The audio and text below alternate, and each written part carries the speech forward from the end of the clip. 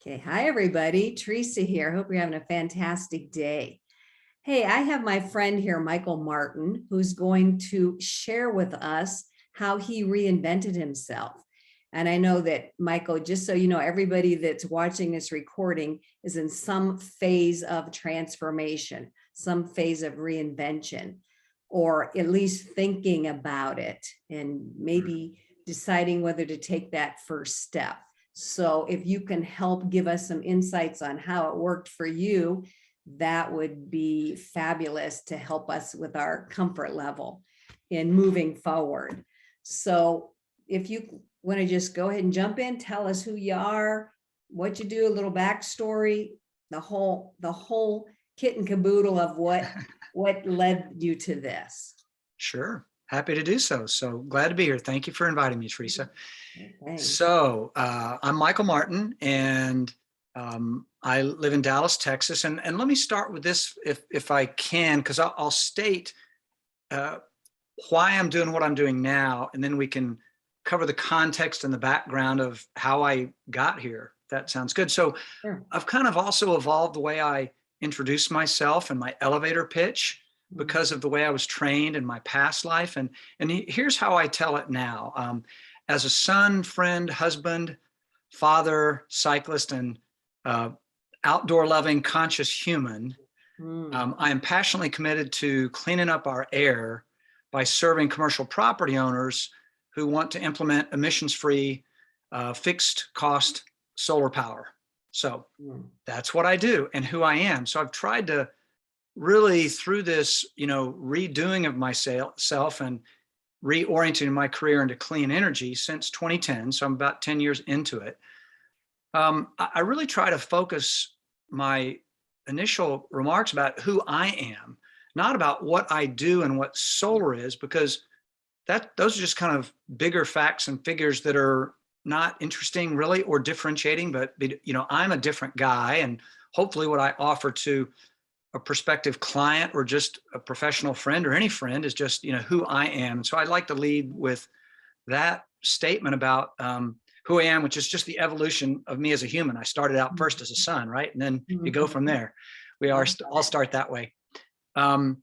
So before I got into clean energy, my professional upbringing, so to speak, and education was in the information technology and software domain, which is like, yes, Michael made a good college exit decision, because my brilliant statement was, I think computers are going to be a big deal.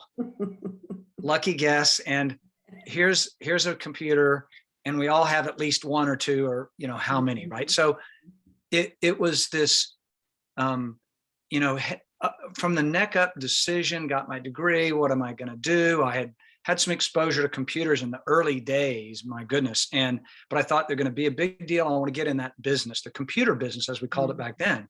Yeah.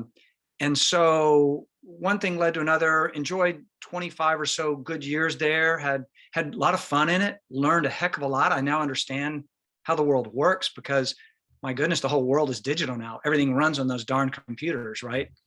Including meetings like this.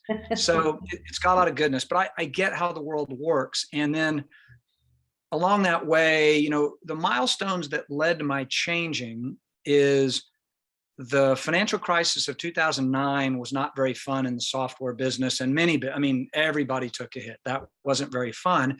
And before that, there was a dot-com crash that some people watching this, and Teresa, you may recall, which is in 2001. So there was the 2001, and then another 8 years later, another event that really negatively impacted business. And each time I would just say that my IT space got a little less fun. And, smaller companies were struggling and the big guys were getting bigger. And I thought, I don't want to go back to work for another billion-dollar company. I'd been there and done that. And so, anybody watching this may have had that experience, said, don't want to do that again. Other people really want to work in big companies. So that's a really important part of, how you're going to be, how you're going to work is, do you want to be small business guy, entrepreneur guy, big company guy? Who knows? So and along the course of having 4 kids, and I went to the University of Texas in Austin, where Austin, as you know, the little uh, footnote or the tagline for Austin is "Keep Austin Weird." So Yes, yeah, I there's have some heard weird. that. Yeah. Yeah. So the weird part of Austin in the early 80s was like around not just the music scene, which is great, but food, for instance, and environmental things and being outdoors and um, very progressive kind of community. And I became kind of an environmental guy. It started to build in me then, and then through having kids and growing up in my life and becoming more wise, I would hope to say, I realized, what I really want to do is be in clean energy, do something that is business and lets me leverage my years of experience and all the training and stuff I got from being in the software and technology field. But I want to do, I want to work in clean energy now. And per my opening statement about why I do this, because I'm really passionate about cleaning up the air. And where I live in Dallas, we've got significant air pollution problems, and Mm. so many big cities anywhere, everywhere do. So it's a widespread problem. So that motivation was there. And then, gee, what I really want my kids to think about their dad and what he does. I was doing good stuff, but it's kind of this, wow, daddy does big IT work with big companies. They don't know what that means. But dad becoming a guy that's trying to clean up our air by helping businesses implement clean energy, i.e., solar power on the rooftop of buildings, that's understandable. So there was that aspect of it as well. And then what I did though, I had no roadmap. I will tell you, I went kind of blindly in. Again, that is another thing that people might watching this be thinking about is I can't go that blind into this. But what I did, because I'm a native Dallas boy, is I had a network for many, many years, and especially my network that was focused in community service and philanthropic part of Dallas. That's where I went and basically started talking to friends and people there about, this is what I really want to do now. I think it's time for me to live a really mission driven, purposeful, impact oriented life in terms of my business and my work. And that set of conversations, one to another, led me to an introduction to somebody who was starting a solar company here in Dallas. Mm. Amazing, because this is not the West Coast, California, or New England, or New Mhm. York, or China, or Germany, or Spain, where solar and clean energy are going crazy. Dallas, Texas, not going crazy. So the good news is I got to get together with some guys that were from the energy business, the old school big utility business. And I joined with them. We did big scale solar for 6-7 years. I had fun with it. I learned the industry kind of on the job. And then that wound down, and I realized what I really wanted to do was to be a B2B solar guy, meaning instead of doing those big projects out in rural places, the solar farms as they're known, Okay. I wanted to do B2B solar, which basically means don't call on Teresa and her family at her home or Michael at his home, but call on business owners who have nice flat rooftops on buildings. That's a great place to put solar. So it took my old training and expertise in B2B technology work and talking to chief executives and senior executives and about numbers and business value proposition. It's the same thing here. I'm just doing it now with solar. So that's a real direct tie where all that training and all that I did all those years in IT was really relevant, because that is important, because these solar projects are $1 million projects on the roof of a building. It's, a lot of money. And Mm-hmm. people think long and hard about spending $1 million for anything. So the good news is I feel like that was really good, relevant training. It's been serving me well here. And that's a lot of what I do now. And, but it's really what I lead with is, like I said, who I am, and and my passion about this. And I'm trying to connect with people who likewise own buildings and that share that kind of belief that sustainability in a real meaningful way in their business matters, on their property matters. And so that's how I got here. So thoughts that would be that you have, or questions that would help paint a more complete picture? Well, it looks like you talk to people, which is important, I feel, get a feel for what you might be thinking of in terms of making that transformation in this direction. So I like the way that you talk to people. I like that you made an intentional decision this time later in life, as opposed to that Mhm. original decision right out of college. Like, I mean, because we all do that. We all get out of college. This is what we think we're supposed to do. This is follow Right. where maybe there might be some money or whatever, for Mhm. whatever reason. And then over time, as we mature, we start to realize, oh, we can just make a decision made from our heart, and something with more intention, more impact. I like your mission driven idea, where we want to leave a better legacy, a more impactful legacy. And like your kids Right. had sounds like had a real role in helping you move in Mm. that direction, which I've heard that from even celebrities. They make choices as to what movies they make after they have kids. So Right. kids really come into play. But so I really like that intention piece, that impact, Mhm. that want to make a difference type of a thing. Go with your passion. And I know some people that might be watching this are not into that business aspect like you are, because you were in a business, a software, high tech, and moved kind of over with your skills.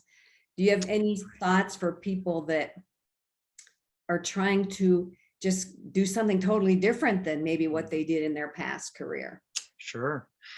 Yes. Now, and the one thing I want to say is, yeah, the quick summary is, yes, it was a decision up here in my head in college, and then finally, yeah, it became really a who I am, my being, my heart driving this Mhm. intentional decision, but with not much of a roadmap. So I had a lot of faith in myself, and being Mm. that I was from here, that network, a lot of people I knew helped and gave me comfort, for sure. But yeah, great question about yeah, solar energy and how all that works, and the products and the value and what it does is real different than software and hardware. Absolutely. Mhm, mhm. So I did have that B2B common piece of it, but I did have to just do a heck of a lot of learning about what are all these pieces, how does it work, what is the value proposition in solar versus the value proposition Mhm. for a software implementation.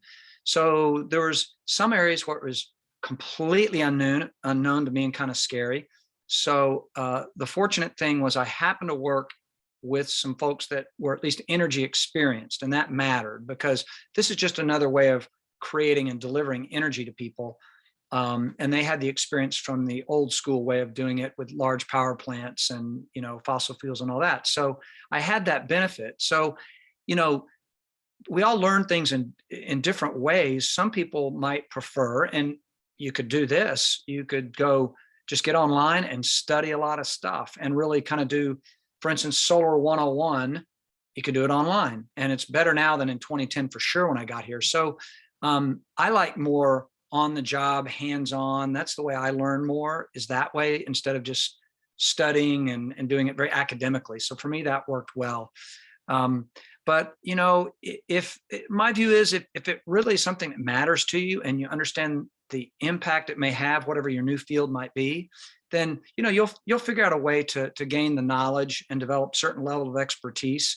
And the other really important piece along the way, of course, is that start looking early on with people with whom you can work and partner and team up, for instance, to deliver solutions. So I'm an army of one. So all of the work I do is very collaborative with other partners to deliver solutions. Like if somebody needs the $1 million to finance their project, for instance, those are other people I can bring in.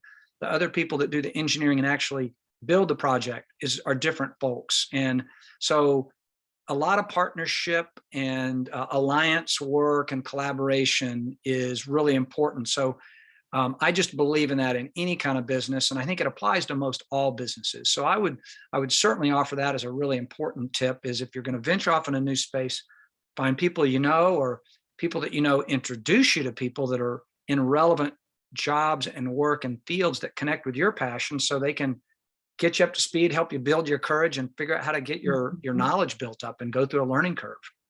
I So love that. yeah. Thank you so much. So Mhm.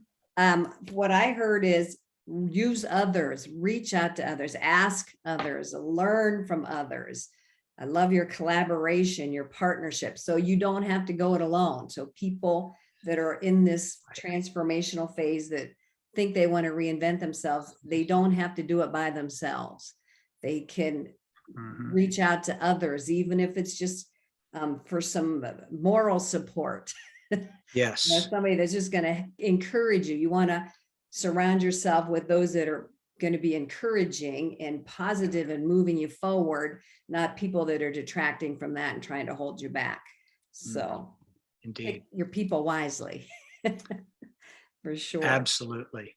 Absolutely. And I And it love that. is, it is a scary thing. Believe me, I've had plenty of fearful moments through this whole process. And it was very tough during the COVID times, right? Mhm. To be persistent and be patient with people starting to do things more normally again, like think about and talk with me about solar power versus core business issues, right, that they were dealing with during COVID, which had nothing to do with solar power. Mhm. So there's that recognition as well, which is just getting wiser as an older guy, is just that I control not as much as I used to think I controlled as a young professional. I thought I controlled everything. I Yeah. recognize now I don't control that much. I can only do what I can do, deliver the value and the information, the service that I can, and hoping that's going to then, stick and matter to the prospective client. Mm. And I like that you had to build up your courage. And I'm guessing that's an ongoing Mhm. process. At least for me, I'm always trying to build my courage to do certain things. It just doesn't seem like Mhm. it's a one-time thing. It's like you have to keep at it, chipping away at it. Again, everybody's going to be different on that. But you Yes. started with no roadmap. You had your passion, your why, your desire to add value and be impactful without any roadmap. And you just figure it out as you go because you don't have to worry about controlling everything. Mhm. Just trust in yourself and allow yourself to figure it out during the Well, process. So, yes, so far so good. And to your point of courage and all that, let's face it, everybody has had to deal with fear and find courage the past year and a half, 2 years almost now. So everybody gets that. I'm not unique in that regard, but it's been certainly an interesting time, one like none of us have ever faced. So right. it's good to be kind of coming out the other side of it, at least in terms of some of these, basic business activities. Mhm. Now, do you feel that, did you even think about the concept of age when you were Mm, thinking about this transition? Because I've heard people say when they get to a certain age, like, oh, I'm at this age, blah, blah, blah. I can't do anything different, or people aren't going to hire me or whatever. And I mean, it's all mhm. depends on your belief system, but did that factor in, or you just didn't think about it? At first I didn't think about it much, but over the last 10 years, I certainly have. Um, and so the good news is that the solar energy, solar power space, and clean energy at large actually has a really interesting and almost a multi-generational workforce, even Mm, though we're fairly early in the clean energy business. So that's good. mm, There's plenty of old guys like me, and there's plenty of young gals and guys. It's pretty diverse, so that's good.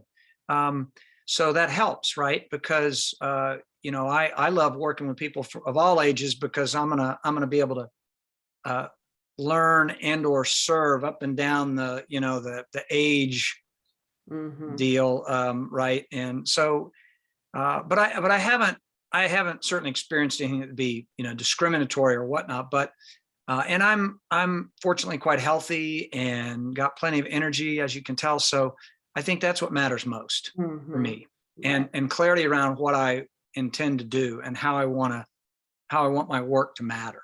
That's, to Mhm. me, those are the more important attributes. And what my birth certificate says is kind of like, I love that. Thank you. Yeah, it's that energy you put off. It's that mm, confidence, that it's that vibe. I think that's most important when you make any indeed. move, any reinvention. Age is irrelevant, and just get that out of your mind. It's it's not important. It's how you portray yourself, like you said, energetic, full of vitality, full of creativity. That's, we all have that potential, clear until our last day on this planet, in my opinion. I'm with you.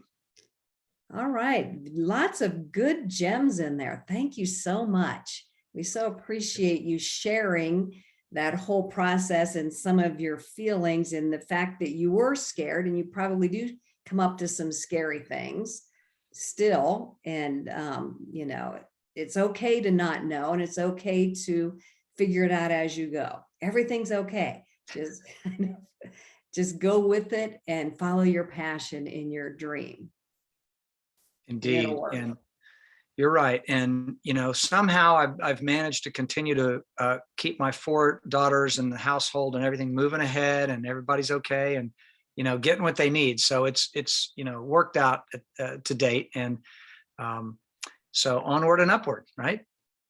That's what we want to hear. Onward and upward. Thank you so much, Michael. It's been delightful talking with you and Oh, hearing your thoughts and your insights. So we so appreciate you. And thank you. And thank you, everybody, for watching this. thank you, Teresa. Pleasure to be here. If Be you have well. any solar needs and you're a business owner, you know who to look up. Solar Advisory. We are here to serve. Okay, thanks, Michael. Bye, Okay, Teresa. bye-bye. Thanks.